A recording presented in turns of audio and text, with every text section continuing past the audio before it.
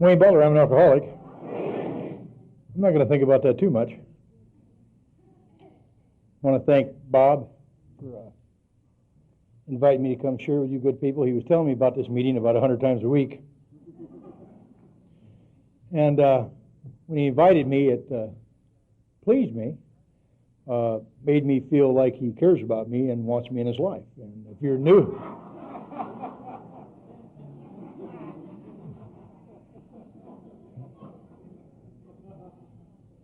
Of course, he's in Oceanside tonight, carrying the message. I want to thank Mike for picking me up at the airport and taking me to my room and taking me out to dinner. And we had a good time, and we talked about AA and talked about my son. Let me preface this by telling you that I really am glad to be here. I have many friends in this room. I have a lot of people just in the front two rows that I have much history with, and I don't think there's any bad blood between any of them. I think that we're all clean, and boy, for me, that's pretty interesting. I am the epitome of the tornado, and you could nickname me Hurricane if you like. And a friend of mine calls himself Hurricane. He says after 20 years he's been downgraded to a tropical storm. The reason I say that I want to preface it by saying I'm glad to be here, my son, I'll tell you that story later. My 13-year-old son is with me in California, and I really didn't want to leave him. I wanted to stay with him and go to the amusement park with he and his new friends. But I had a commitment to be here with you folks, and it's not my job to put it upon you, the fact that I'd like to be with him.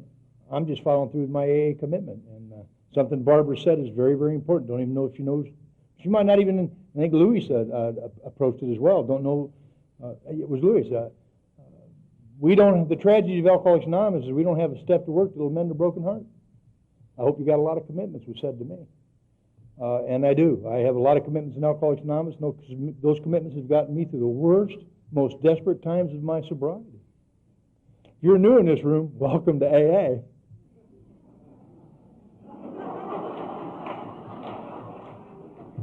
It's only just begun.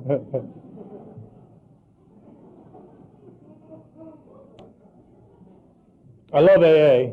Let's get on with that. By the way, I'm not trying to be down about that. I'm not down about that. I'm truly happy to be here. But if you have children and you've been estranged as I have, you'll understand that if I could be with him, that would be my choice. However, he didn't save my life. And being with him does not give me life. He brightens my life. And I need this. I'm not listening a whole lot while I'm talking, but neither are you. I know who you're thinking about, you. But I got a job to do. It'll keep me sober for an hour. And might make you thirsty, but what the hell? I mean, I love to drink. I get thirsty all the time. I love Budweiser. That's my drink of choice. I don't think there's another beer in the world that compares to it. I love Budweiser so much, when I see the Clydesdales in a parade, I weep.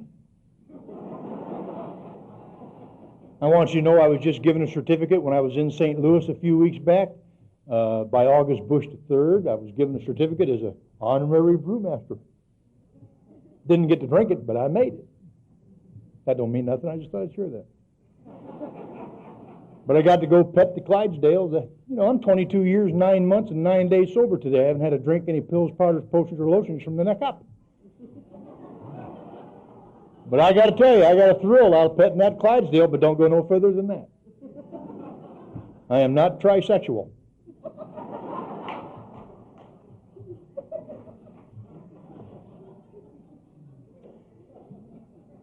I'll tell you how much I miss Budweiser.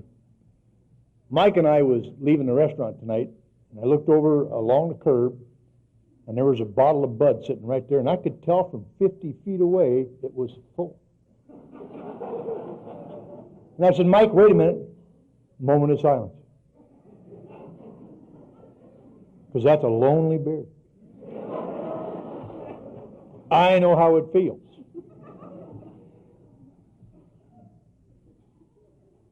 That's all I drank, basically, was Budweiser. But then if you read the 3rd chapter, more about alcoholism, it talks about natural wine. I never had any of that. I drank Ripple.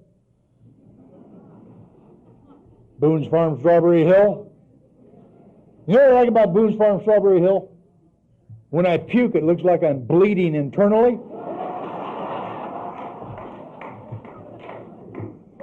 Now I just tell you I got cancer. Then you feel sorry for me and you buy me a bud. And I also like Mad Dog 2020 Grape. Now I want you to know something if you don't already know.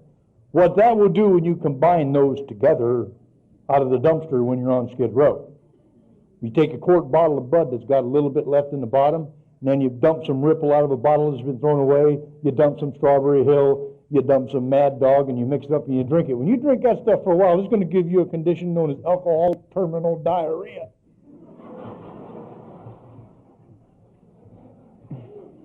I had diarrhea for 6 years. When you've had diarrhea for 6 years, you got to develop good decision-making skills. And you got to have split-second timing. Well, I'm a puker too. I got so used to puking I could hit this front row and not even get my own shoe. And I've got false teeth because I stood up a lot when I should have shut up. So I'm a projectile type of a guy. I remember there was one room at home where my wife would never tread, and that was the bathroom. That was my throne of contempt. I could have a cardiac arrest and my wife would say, too bad. I'm not coming in there. And I'd be bowing before the old ivory altar, and all of a sudden things would start cutting loose, if you know what I mean. If you get my drift. All of a sudden I'd blow my denture out right into the stool. And I would know a moment of pitiful and incomprehensible demoralization. And then it would be a race between me and the hole at the bottom, because I know if those teeth get down there before I get to them, they're gone for good. And I'd catch them just before they went down the shooter, and I'd think, well, what the hell? I'd rinse them off and put them right back in.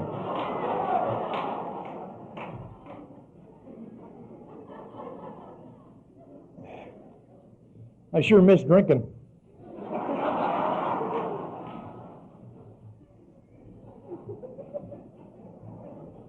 I know I look a little more glamorous than that, but back then, let me draw you a picture of me. I was living on Skid Row. I was eating, well, let me just set that up for you.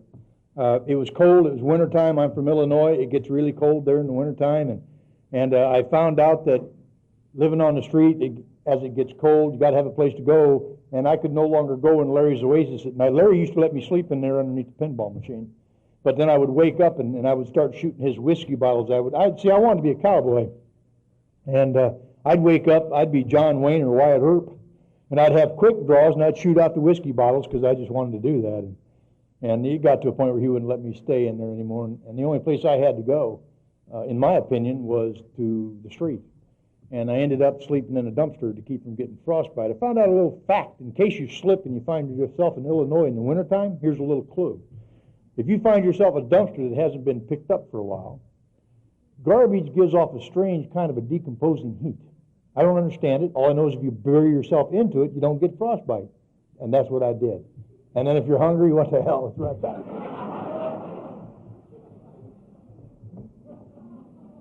I remember it was November 1972, and I was in my dumpster. I was home.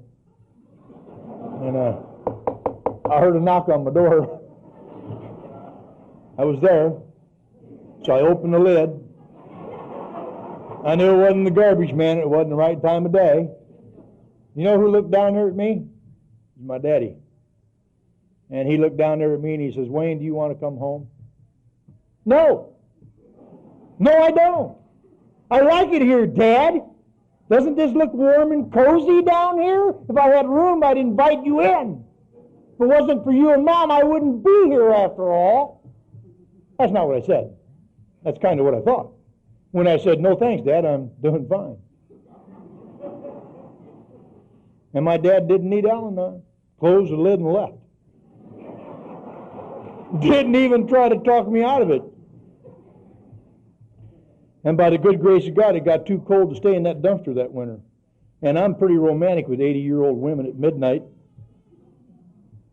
And I understand how you feel, too.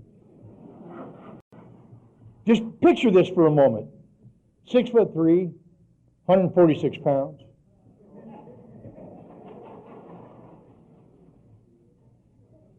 No teeth.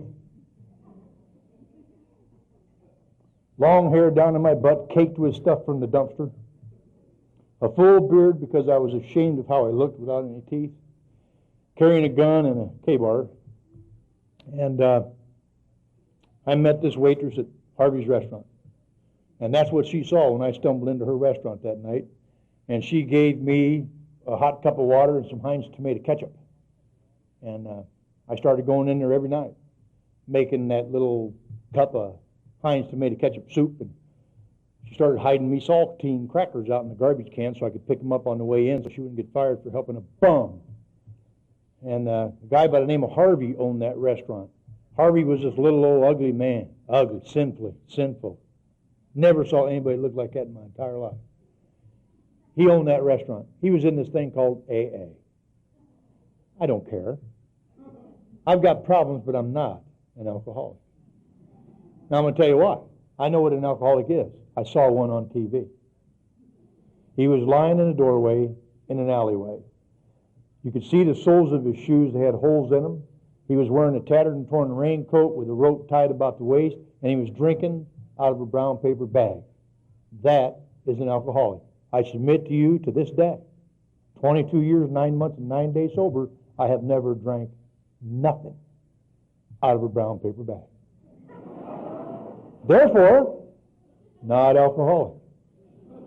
And you want to know the power of an idea? I still have that idea some days. And that's why I need you to share the music with me of what you were like. So I can remember, oh no, that's not it. That's only a small symptom of it. The bottle is a symbol. I didn't know that for a long time. I almost died because I didn't know that.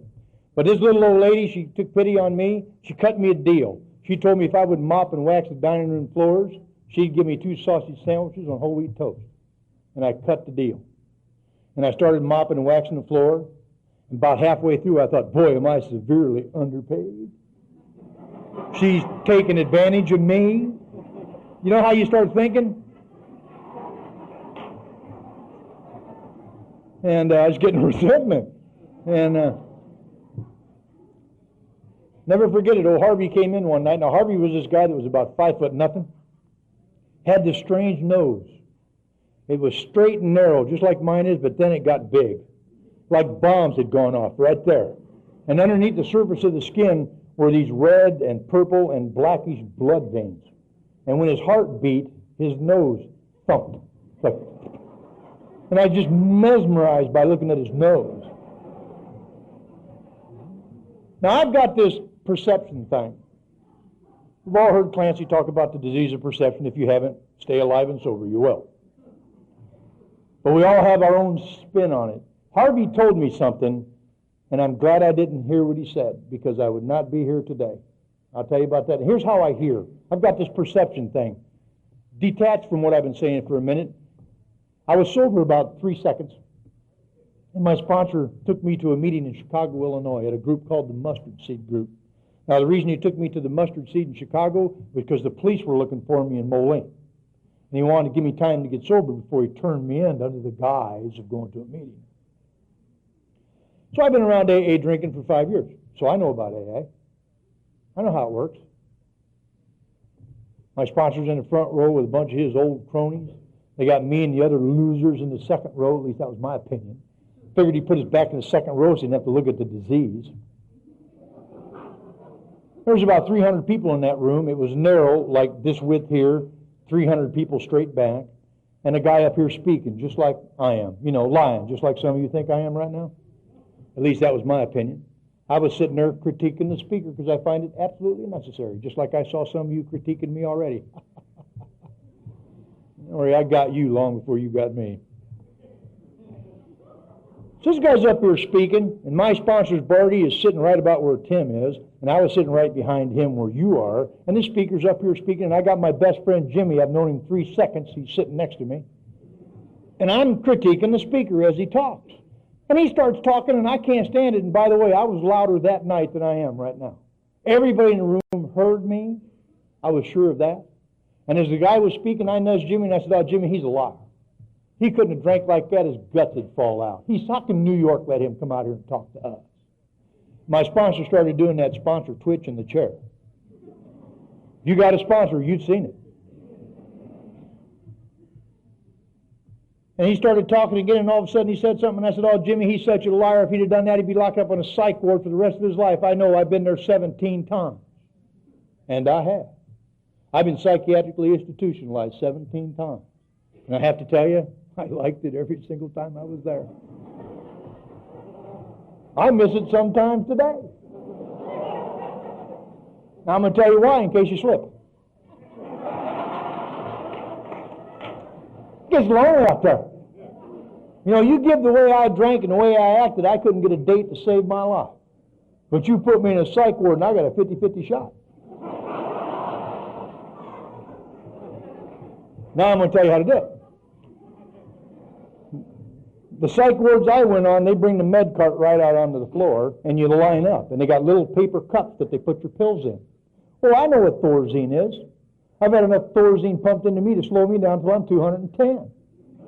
Anybody else here been on Thorazine? Come on, tell the truth. Thank you, I'm not alone. Now, I'm dying if I'm lying. Thorazine is an interesting chemical. It did not do one single solitary thing to slow down the speed of my thinking, but my butt will never catch it.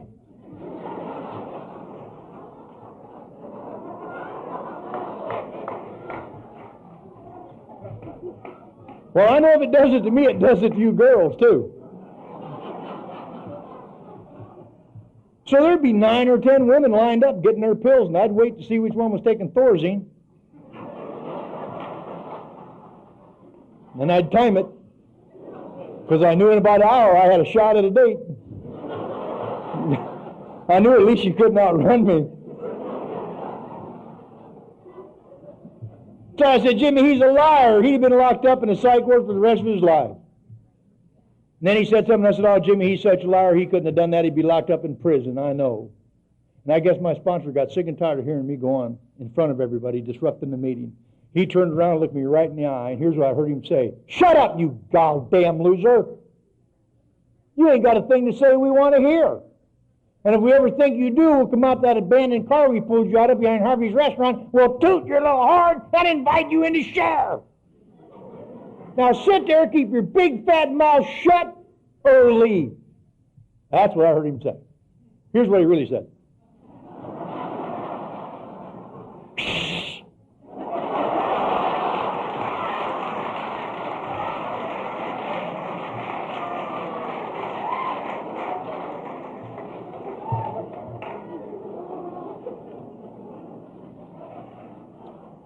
By the way, any of you newcomers laughing right there? Raise your hand. Come on. Come on, you newcomers that were laughing, raise your hand.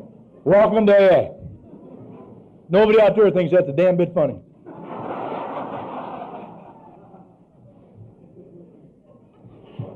So Harvey gave me this brass coin he had in his pocket.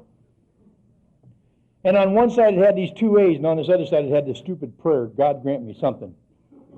It didn't say nothing about money, food, or shelter, so I really didn't care. Now, what Harvey said, in fact, was this. He gave me a coin. He says, you take this to 416 16th Street tomorrow. You tell them Harvey sent you. They're friends of mine. They're going to help you. That's really what he said, but that is not what I heard. What I heard was they will give you some free food to eat. They will give you some pocket dough because we know you're broke. And 3 or 4 packs of Pall Mall tailor-made cigarettes. Had I not heard that, I would have never went. Because I may be a lot of things, but I ain't no alcohol. That was my opinion. And then he told me when I got there, there'd be a light bulb. See, it was in the basement. And he said there'd be a light bulb hanging on a cord. He said, if that light was on, go in. They're expecting you. So I went down there and found it. And on the side of the building was this giant sign posted by the city of Moline, which read, building condemned. Do not enter. I thought, Right beneath it was another sign with an arrow pointing right into the basement. It said, AA, 16th Street, welcome. Does that mean I can't go upstairs because it's condemned, but the basement's okay? It requires thinking. And then I looked for the light bulb and I found it. It was hanging on a cord, just like he said it would be, but it wasn't on. It was flickering.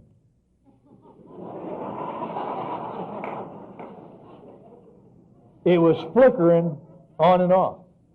And I didn't know what that meant. Now, I don't know if you think like I do, but I wondered what that meant. Could have been Morse code for all I know, but it wouldn't stay on. And it made me so insane that I left. Some free food, smoke, some money waiting for me.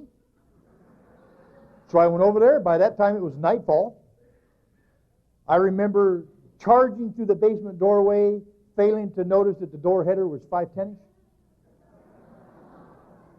I'm 6'3", and I caught that door header right across my eyebrow. And the impact literally knocked me off my feet, and I slid into my first meeting with Alcoholics Anonymous.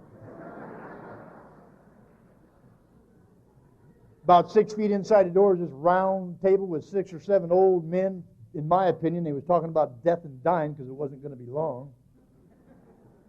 And I slid right between two of them. And this old crusty one gets out of his chair and goes just like this.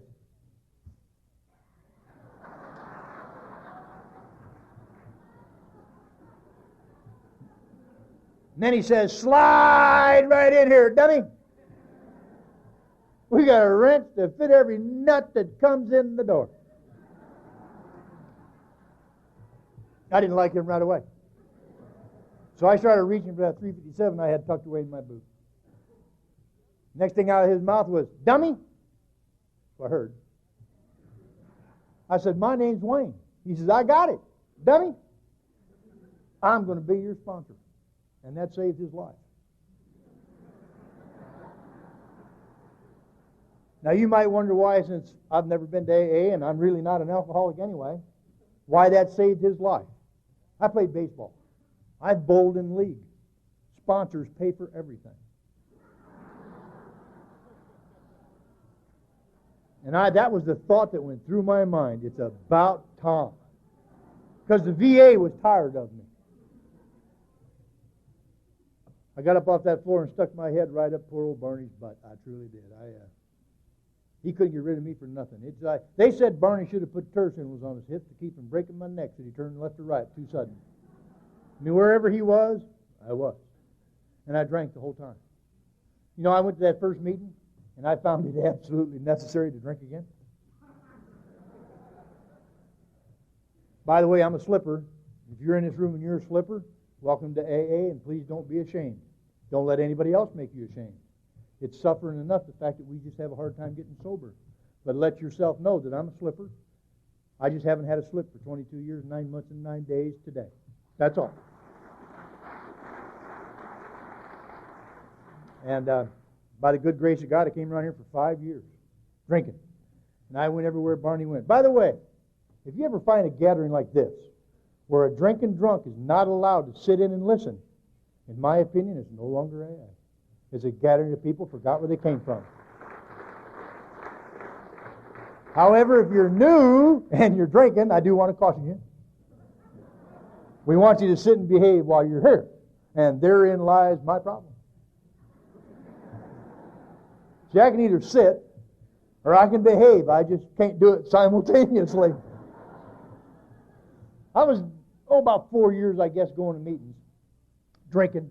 And I had learned that now follow this, you helping me helps you. Got it? So I'm down at Larry's Oasis drinking. I remember there was an 8 o'clock meeting, and I was feeling bad about myself, so I thought I would go to a meeting and let you help me. So you could feel good about yourself. Are you tracking with that line of thinking? But I got to the meeting late, disrupted the speaker, walked right in at 8:15, but I was spiritual because I was going to let you help me. Some guy gets up out of his chair and gets up in my face and he says, "You got to quiet down, you're disrupting the meeting." And I looked at him and something came over me and I said, "You know what? I don't want to." Another old boy gets up out of his chair and says, "You got to sit down, you're disrupting the meeting." I looked at him and I said, "I don't have to." Another one gets up and says, "You got to leave." You're welcome to come back tomorrow. We don't kick anybody, no matter how sick and sorry they may be, out of AA. Everybody has a right to find sobriety. However, we have a right to an undisturbed, undistracted message for us and the newcomer. You have to lead. And I said to him, you can't make me. Oh, yes, they can. You see that baby Brahma bull over there in the white shirt and the black hat? About 4 guys his size, each one grabbed an arm and a leg. Talked some newcomer into holding the door open. I noticed as I flew by. And as I landed out in the middle of 16th Street, I heard one of the old-timers yell out, "Keep coming back!"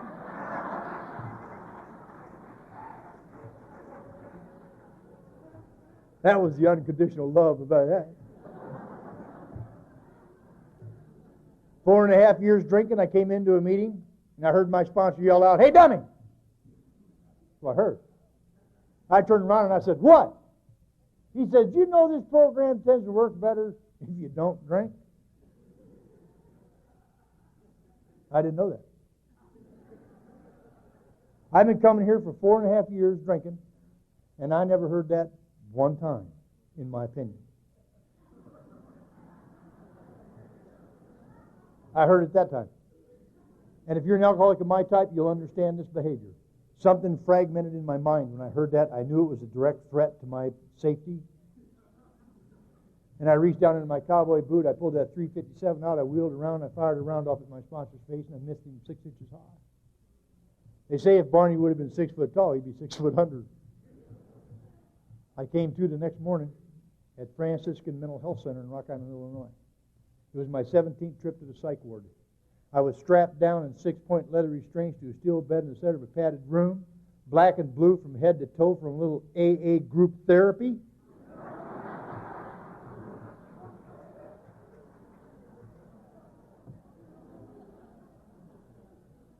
It was good therapy. Never did that again.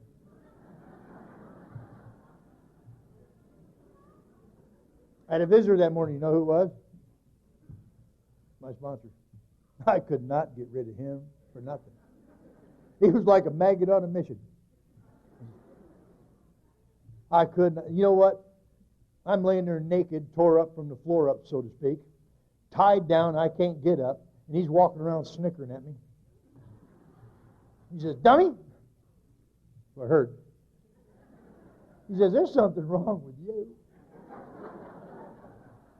He says, "I don't even know if you're an alcoholic. You might just be nuts." And I'm thinking, they got to let me out of here someday, and I know where you live. And it's like he had ESPN. The very next thing he said was, "If they let you out of here." And they're talking about keeping you a while and studying you. You read that cold, chilling vapor? Then he said the thing that baffles me today. He says, "But if they let you out of here, and if you come with us and do what we did and still do, you can recover too." Do you know he never said a thing about what I did the night before? I was expecting him to tell me I could never go to AA ever again. I was expecting him to tell me what a low-life, miserable, unthinking, I could go on and on and on. None of that stuff. And by God, he went to the Board of Psychiatry and got me released into his custody. Can you believe that? I hated that man. I could not outrun him. And amazingly enough, I asked him one day, I said, "Barney, weren't you afraid of me?" He says, "No, I'm not afraid of you. It's in the book." You heard that, haven't you? It's in the book. The book. Anybody want to shoot their big book? I got so sick of hearing people talk about the book.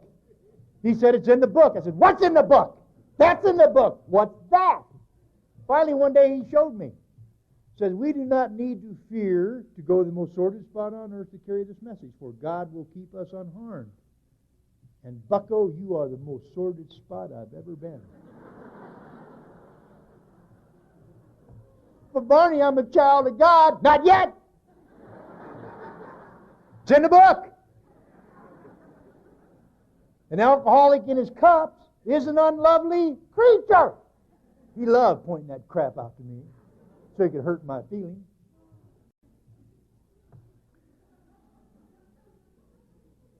And November 8th, 1977, I didn't know I was going to take what appears to be my last drink.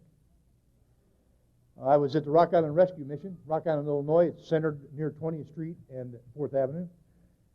It was a very cold November morning. 1977 was one of the worst winters we had in Illinois that I can remember. And I was being kicked out of the Rock Island Rescue Mission for rifling pillowcases.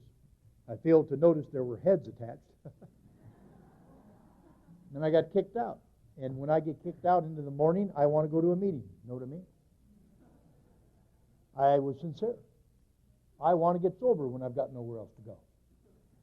And so I started that 65-block walk, though I didn't know that, from the Rock Island Rescue Mission to the Moline Group for the noon meeting.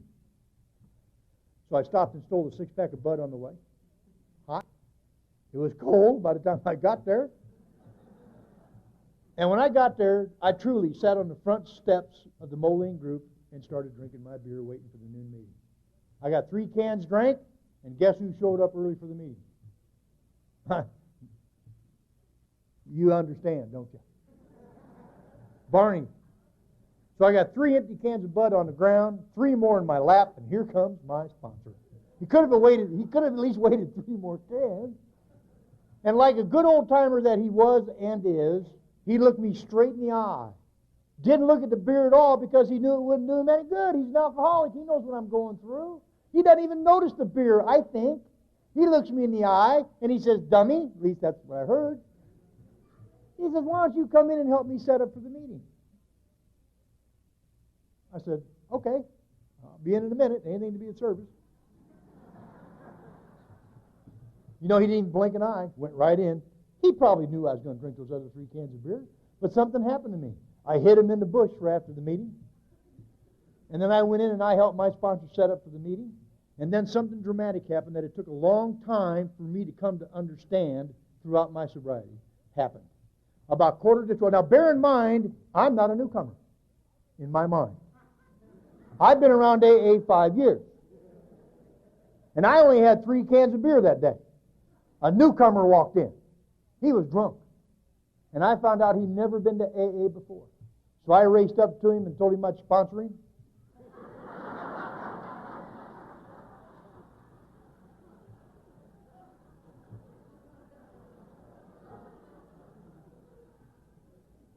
You know, that missed me for a long time. And my sponsor intervened, saved the guy's life.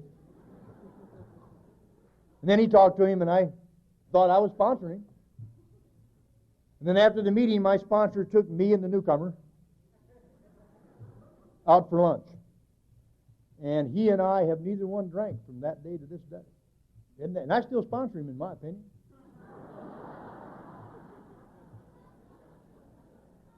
My sponsor said, "You got to grab a newcomer."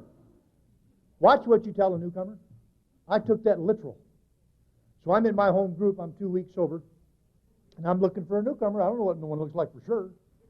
He said I'd know when I saw it. So in walks this guy into the back door of the Moline Group. And I saw these deer in the headlights look in his eyes. So I knew he had to be new. So I started out to shake his hand like I saw you do. But then I remembered Barney's voice saying, "Grab a newcomer." So I went from here to his throat, and I literally grabbed him by his throat and pinned him up against the wall. 2 weeks sober. I said, "Listen, asshole! If you want what I got, you got to do what I did."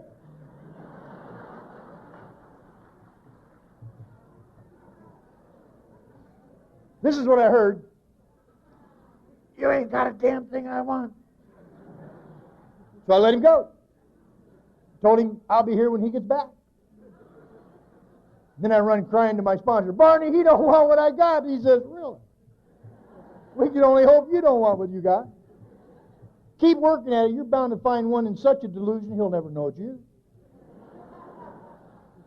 And you know, I've been doing that for 22 years, 9 months, and 9 days. I get them unsuspecting psychotic types who only see themselves. 3 weeks sober, I've got this long hair and this full beard. I'm unkempt. I've got no teeth. I'm absolutely ashamed of myself, but my home group is letting me participate.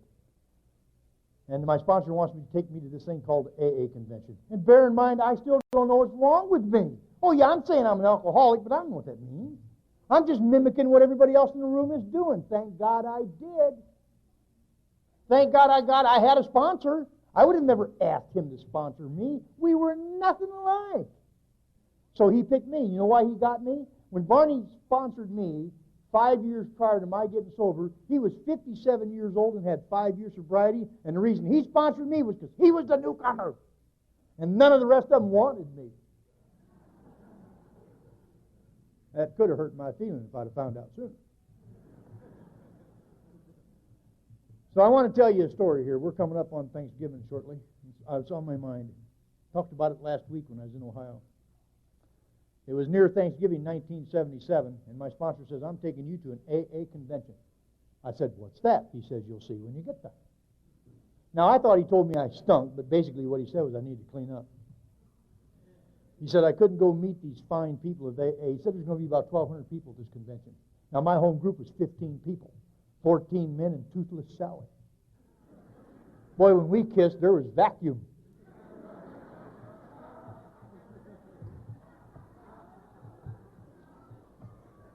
Boy, there's a vision for you, I'll tell you.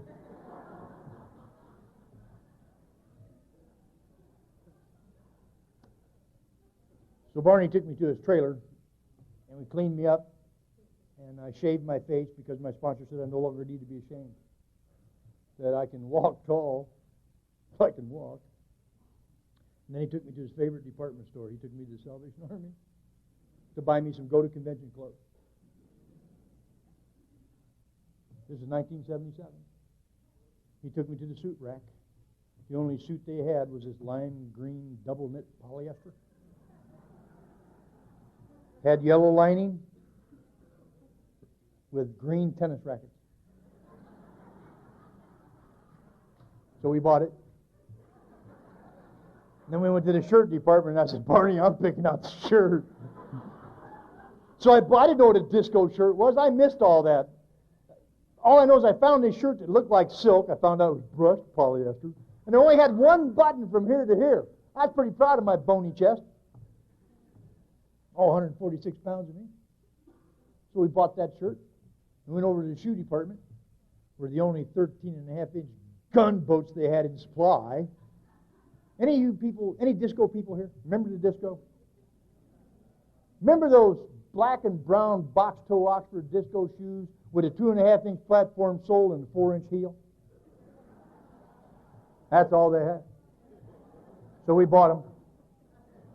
We got out of there for $1.85. He took me to the convention, stood me at the front door, and made me a greeter.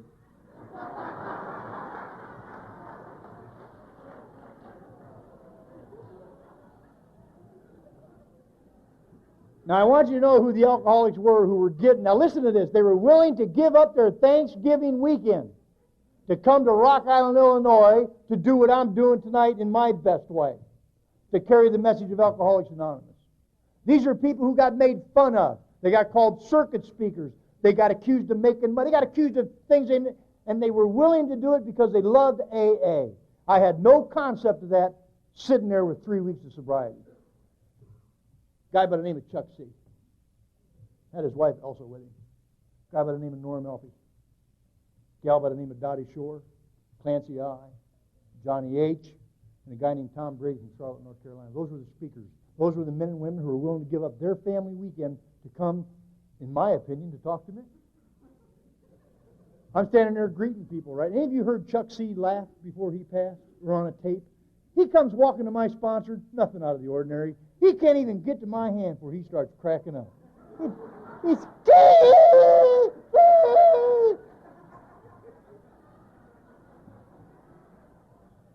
Johnny bent me over and frisked me for a weapon. At least that's what he said. I knew he was from California.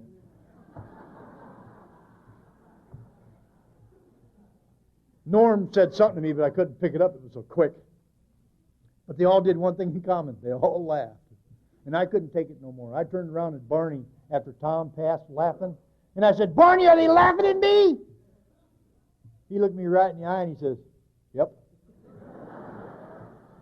Yeah, they are. He says, you're a sight to behold. Says, but you know what? If you ever learn to laugh at yourself, you'll never be left unamused.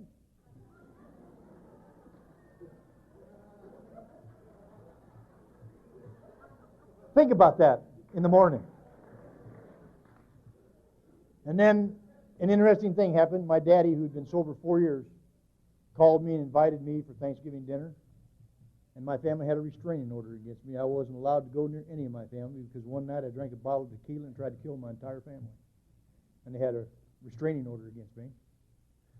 And my dad called me and said he heard I was sober and invited me to Thanksgiving dinner. And I said, sure. I couldn't believe. I called Barney. Barney said, go. Sit there and eat. Don't talk. You'll be fine. Barney's family was in town for Thanksgiving.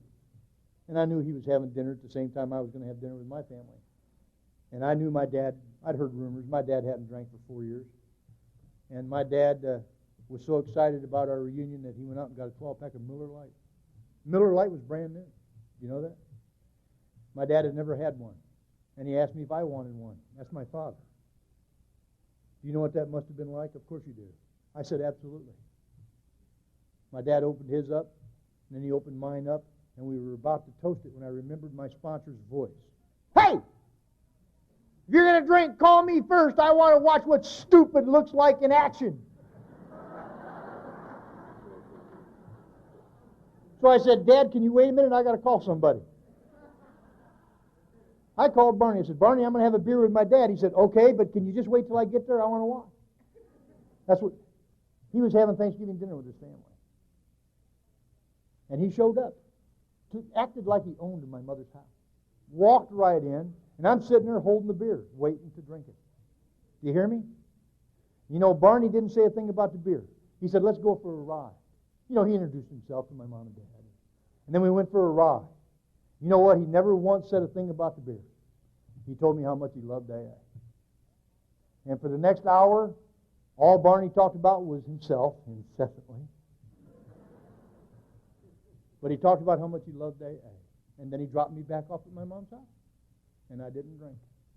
And a year and a half later, my father was dead from untreated alcoholism. Shortly thereafter, my mother died from untreated Al-Anonism. Make no mistake about it.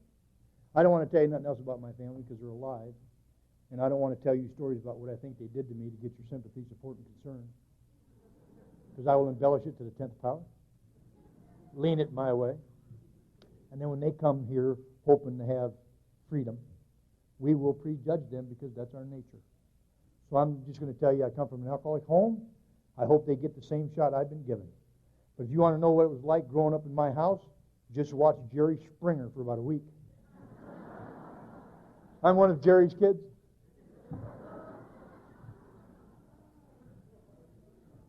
My sponsor tricked me. Tricked me.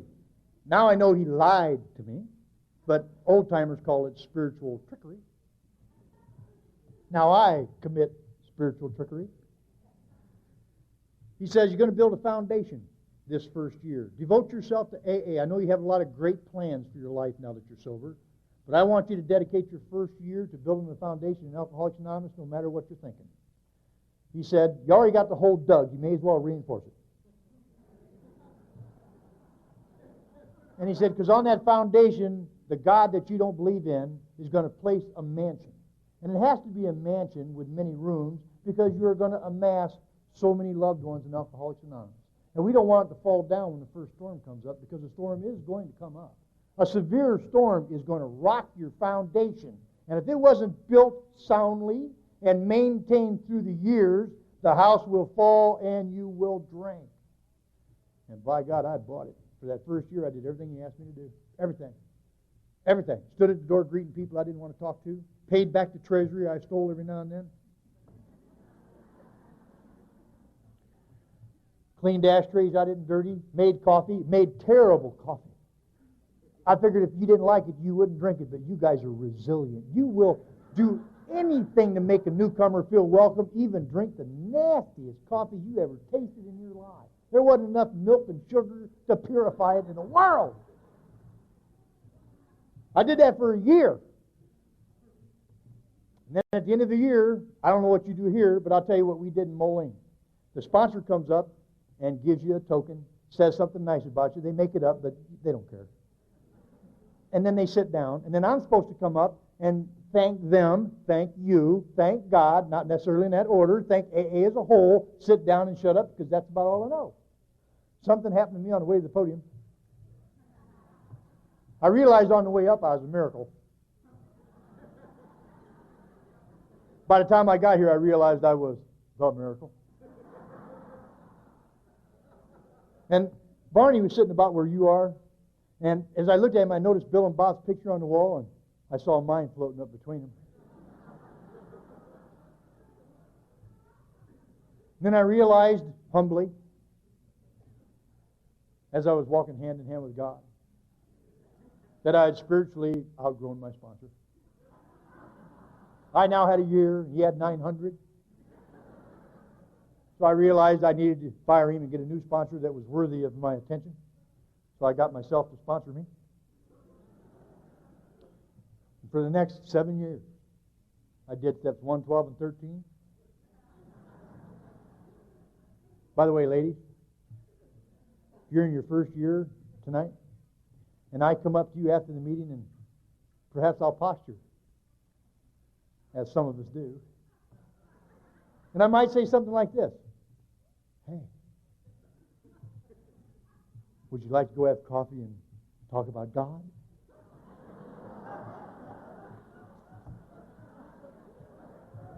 If I do that, run!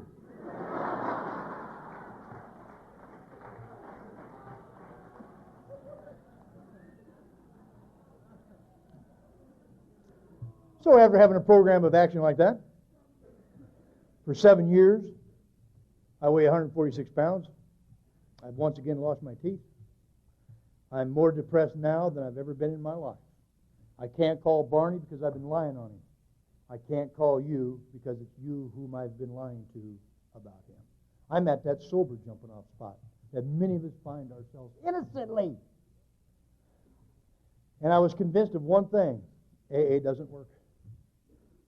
I've been here 7 years. Why am I not fixed? And I called, by the way, this is not an opinion, so I don't want you to leave here tonight and say Wayne Butler gave this opinion. It's not my opinion. This is my personal life experience. I called my psychiatrist.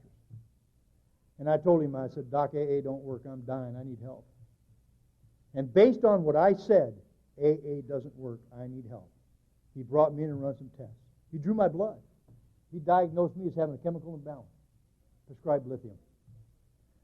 And then he prescribed a drug called amitriptyline, which is a pain blocker.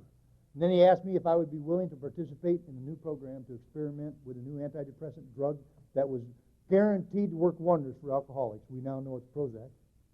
And I said, absolutely. And he wrote out the prescriptions. I'm going to get them. And all of a sudden this voice came through my head. Call me! Dummy! So I called Barney. Said, Barney, I know I haven't talked to you for a while, but I think I better meet with you. Can I come out to the trailer? He says, no. I'll meet you at the Maid-Rite. I found out later he wanted witnesses. So I walked into the Maid-Rite, and he sat at the center table, of course, so everybody could watch. You know how the old-timers are. And I sat my bag of pills down, of which I hadn't taken any. And I looked at my sponsor, as serious as I'm with you right now. And I said, Barney, I'm bipolar. He says, I know it. We all know it. I mean, he's got the whole damn restaurant involved now. He says, we all know you're bipolar. One of these days you're going to be walking down 16th Street and you're going to hear the loudest explosion you've ever heard. It's going to be your head popping right out of your ass.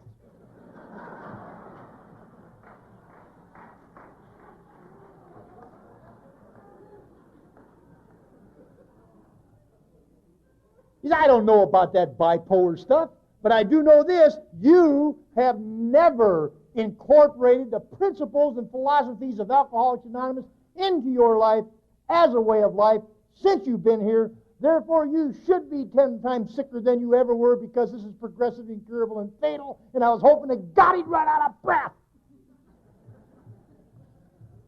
But you know what? He had me. He knew I had not done what was required for a person suffering from a spiritual illness such as I to recover. And then he says, I'll tell you what. He says, give us 2 years of your life. Now, when we started, he asked for 1. They get greedy the sicker you get. He says, if you give us 2 years of your life and do everything we did and still do, the way it's outlined in the basic text of Alcoholics Anonymous, that blue book, and use the 12 and 12 for amplification of the symptoms, I believe you can recover too. And you know what? I was so desperate. And I was so convinced that I was a liar and a cheat and a con sober that I was willing to listen to him. He didn't tell me not to take the medication. He said, try AA because you haven't. And you know what? In my heart of hearts, I knew I hadn't given it my best effort. And you know what? I had to know for sure. And so I didn't take the pill. I got into the big book, 7 years sober. Got into the big book, the 12 and 12. I don't want to go through all the details. It takes too long. But by my 9th year of sobriety, having taken the inventory right out of the big book the way it's outlined, using the 12 and 12 for amplification, by my 9th year of sobriety, I weighed 242 pounds. My depression lifted, and to this very day, my depression has never come back.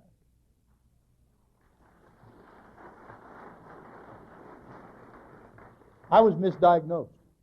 I appear to be bipolar, just like Dr. Silkworth says the manic depressive type. The word type. I have the type of symptoms that looks like it's bipolar, but it's called spiritual depression. And I had it.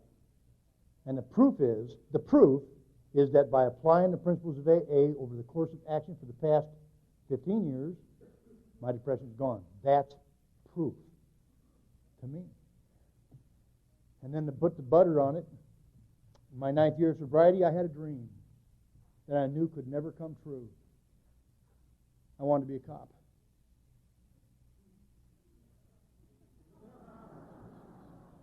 And you ever want a dream like that? I did. I knew I couldn't. But my sponsor said, you got to try. He says, because it might be self-will. It might be an obsession, and we don't know till you try and fail. If you fail, that's God's way of saying, it's you, pal. Come over this way and do what I want you to do. And based on that, I tried. I got my record expunged, and I applied for the sheriff's department. Now, I did not believe for 1 minute I could do it. I mean, I've been psychiatrically institutionalized 17 times. I've been arrested 9 times for domestic violence, twice for attempted murder. And I wanted to be a cop.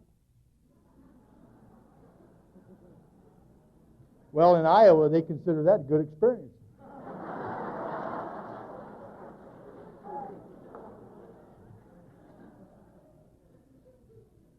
I don't have time to go. I don't want to take the time to go through all that. I'm just absolutely amazed that I got that opportunity in my sobriety. I know it was God giving me an opportunity to live with myself. I know that's exactly what it was. Because I went ahead and applied, got in, and I went to the academy. I never forget that. I went to the academy with 16 men and women, graduated fourth in my class out of the police academy, missed Top Gun by 1 round.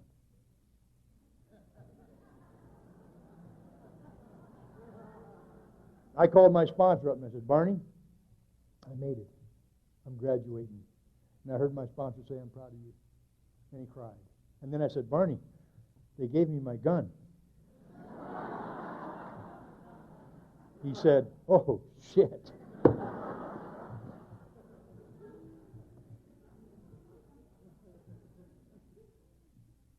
Came to my graduation. The home group did. Can you imagine my home group at my police ceremony? Take that wing right over there. Here's the citizenry. Wayne's World. I mean, they could have arrested half of the people in the audience for outstanding warrants.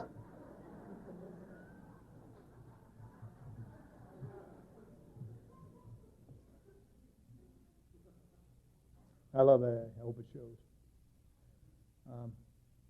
My son's with me. Let me tell you that story. I got 5 minutes left here. My son, who's 13 now, 2 years ago, I had the most difficult year of my sobriety. I love my son. And 2 years ago, I got papers in the mail from my son's mother and husband, whom I used to sponsor. and they were going to forcibly adopt my son. They cited me for desertion and abandonment because I moved to California for no good reason. But lawyers do good work. They did what they were supposed to do. They put in there what I used to be like, what I was like my first 7 years. And my lawyer told me I didn't have a chance. I didn't have enough money to fight it. And I talked to my sponsor about it, and my sponsor said, call your son. So I called my son, and he said he wanted to be adopted, and my heart shattered into a gazillion pieces. I'll never forget being on the fetal position on the floor, cradling the phone, trying not to let my son know he just destroyed me, in my opinion. And so I called my sponsor back, and I remember that day I took my friend out with me to Monterey Park to sign the adoption papers last spring. I remember when I went into the courtroom, I'll never forget it. I remember what the judge said to me. He says, Mr. Butler, you're aware that you're signing an irrevocable consent to adopt, and when you sign these papers, he'll no longer be your son. You'll have no right to readopt. It'll be over. And I said, I know. And I signed them. I left the room, went to the bathroom, and threw up for the first time in my life. And died. And had a lot of commitments. I didn't put it on anybody else. You taught me restraint of tongue and pen through the process of the steps. I didn't call her up and tell her what I thought. And what happened was I got a phone call. And by the way, let me clear that up. They didn't do nothing wrong. I'm not trying to disparage them. They were doing the right thing in their opinion. And a couple months later, I got this phone call. She had drank, and her husband had drank, and some things had happened, and they had to split up. And she called me, and she says, you got to come get your son. He needs you. He's not my son. You took him away from me. You broke my heart. You destroyed my life, and people in AA are judging me. There's nothing left. That's not what I said. That's what I thought. What I said was, can I call you back? And I called my sponsor. And I said, what do I do? He says, buy a plane ticket, stupid. So I bought the plane ticket, and I went back, and I spent 5 days with what I believe now was not my son. And I got to thank you. I never said an unkind word to him about his mom or stepdad. Never said anything to him. I just tried to nurture him as best I could, and I must have died 1,000 deaths during that 5 days. And then I got on the plane and flew back to California to die another death. I'm not trying to milk that. I'm just telling you that's what it was like. And if you've had a broken heart shattered like that, this ain't about being a victim. This is about losing something precious and having to accept it. And so I went on with my business. As God would have it, a month later, I got another phone call. You know what that phone call was? The paperwork from Monterey Park, California, has about 60 days to get sent to the Rock Island County Courthouse and to be recorded into law. And if it doesn't make it to be recorded in time, it falls moot and has to be redone. And you know those records got lost in the mail.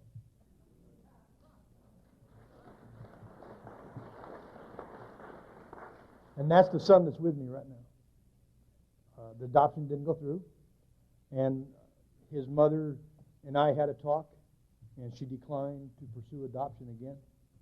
And I'm a better father for it today. I want you to you don't know how bad you want something until you almost lose it. And I got to tell you something, it made a better father out of me. And my son and I have a good relationship, and I don't have any resentment in my heart towards anybody involved. They were doing the right thing, and you taught me that. And now my heart's mended. But it wasn't just because that, it was because I was with you. Never mind. Never mind. I want to share this with you. Red light's on. I want to share this, and I'll close. I don't want to abuse it too bad. I didn't know what to expect here. It's not about the gimmies. It's about the give yous. My sponsor was a John F. Kennedy freak. Had no idea about that. He says, ask not what AA can do for you. Ask what you can do for AA. And to the best of my ability, I've been doing that for 22 years, 9 months and 9 days. I have a sponsor. I sponsor alcoholics. I have a home group. I attend it regularly. I'm of service to that group. I'm of service to AA. And I have to do it day after day after day because I have but a daily reprieve. If the obsession ever strikes me to feel normal, because that's what alcohol produced in my mind, the feeling of normalcy, if I ever join you and don't feel like I fit in, I don't belong, I'm not a part of, I will have to pick up a drink because that's the strange, illusionary effect produced by alcohol for me. But as long as I'm with you, I'm not with me. You hear me? Because when I'm not with you, I'm left with me. And I'm not alone.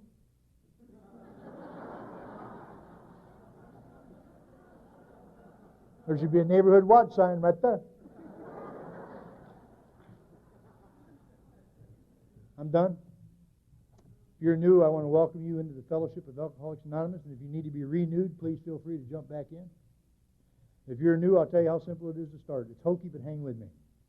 Put one hand in the hand of your loving Father God, whatever you decide that is. Put your other hand in the hand of AA, your sponsor, and find some newcomer with less time than you to bring along. And you won't have any free hands with which to pick up a drink. Thank you for letting me share.